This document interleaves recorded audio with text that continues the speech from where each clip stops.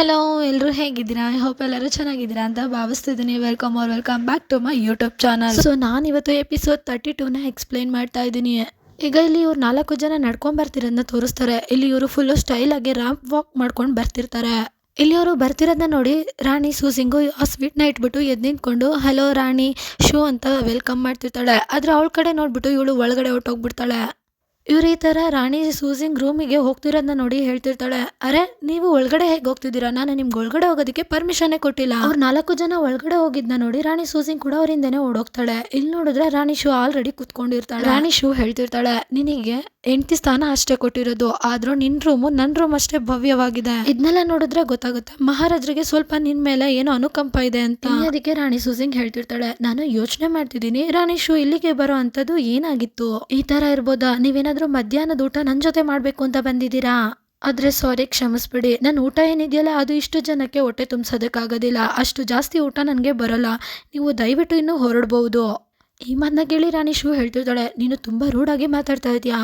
ನೀನ್ ಇದೇ ಥರನೇ ಮಾತಾಡಿ ಮಹಾರಾಜರನ್ನ ನಿನ್ ವಶ ಮಾಡ್ಕೊಂಡಿರೋದ?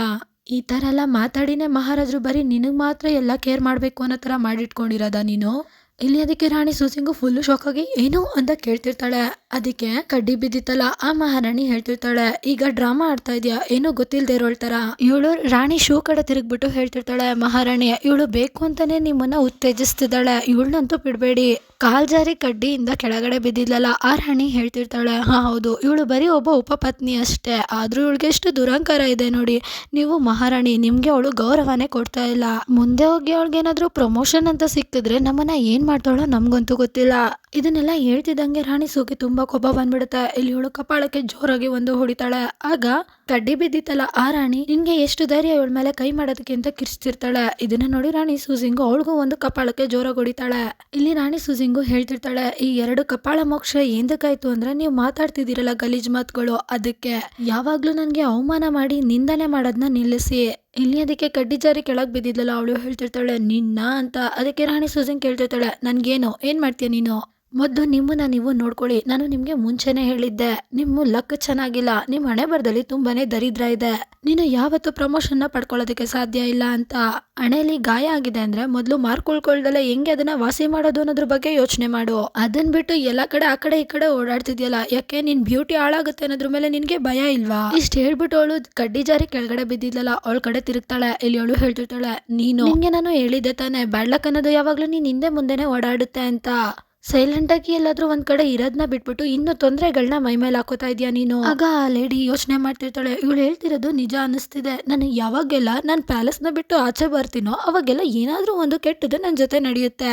ಆದ್ರೆ ಯಾವಾಗ ನಾನು ಪ್ಯಾಲೇಸ್ ಒಳಗಡೆ ಇರ್ತೀನೋ ಅವಾಗ ನನ್ಗೇನೂ ಆಗೋದಿಲ್ಲ. ಇವಳೇನಾದ್ರೂ ನಿಜ ಹೇಳ್ತಿದ್ದಾಳ ಅಂತೆಲ್ಲ ಯೋಚನೆ ಮಾಡ್ತಿರ್ತಾಳೆ. ಇಲ್ಲಿ 3ನೇ ಮಹಾರಾಣಿ ಇರ್ತಾಳಲ್ಲ ಅವಳು ಫುಲ್ಲು ಸೈಲೆಂಟ್ ಆಗಿ ನಿಂತಿರ್ತಾಳೆ. ರಾಣಿ ಸೂಸಿಂಗು ಅವಳ ಕಡೆ ತಿರುಗ್ಬಿಟ್ಟು ಹೇಳ್ತಿರ್ತಾಳೆ, ಈಗ ಸರ್ದಿ ನಿಂದು.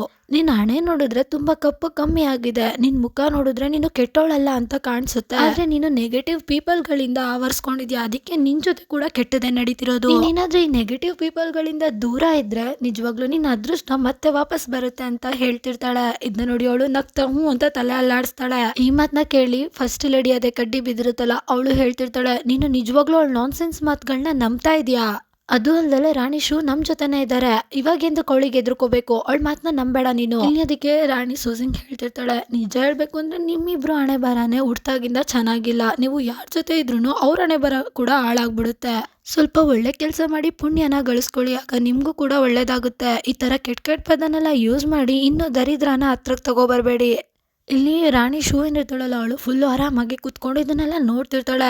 ಇಲ್ಲಿ ಆ ಕಡ್ಡಿ ಬಿದ್ದಿತ್ತಲ್ಲ ಆ ಲೇಡಿ ಹೇಳ್ತಿರ್ತಾಳೆ, ಮಹಾರಾಣಿ ರಾಣಿ ಶೂನೇ ಆಗೋದು, ಅವ್ರ ಹಣೆ ಬರದಲ್ಲಿ ಚೆನ್ನಾಗೆ ಬರ್ದಿದೆ, ಅವರೇ ಮಹಾರಾಣಿ ಆಗೋದು ಅಂತ. ಅವ್ರು ಹುಟ್ಟಿದ ಮನೇಲೂ ಕೂಡ ತುಂಬಾ ಶ್ರೀಮಂತಿಕೆ ಇದೆ. ಸೊ ಹಾಗಿರುವಾಗ ರಾಣಿ ಶೂ ನಮ್ ಕಡೆ ಇದ್ದಾರೆ, ಅದಕ್ಕೆ ನಮಗೂ ಕೂಡ ಏನು ಕೆಟ್ಟದಾಗೋದಕ್ಕೆ ಸಾಧ್ಯನೇ ಇಲ್ಲ. ಇಲ್ಲಿ ಅದಕ್ಕೆ ರಾಣಿ ಸೂಸಿಂಗ್ ಹೇಳ್ತಿರ್ತಾಳೆ, ಏನು ಇವರು ಯಾವತ್ತೂ ಮಹಾರಾಣಿ ಆಗೋದಕ್ಕೆ ಸಾಧ್ಯನೇ ಇಲ್ಲ ಅಂತ. ಸೊ ಇಲ್ಲಿಗೆ ಈ ಎಪಿಸೋಡ್ ಕೂಡ ಎಂಡ್ ಆಗುತ್ತೆ. ನೆಕ್ಸ್ಟ್ ಎಪಿಸೋಡಲ್ಲಿ ಏನಾಗುತ್ತೆ ಅಂತ ತಿಳ್ಕೊಳ್ಳೋದಕ್ಕೆ ವೆಯ್ಟ್ ಮಾಡಿ. Thank you for watching. Bye bye guys.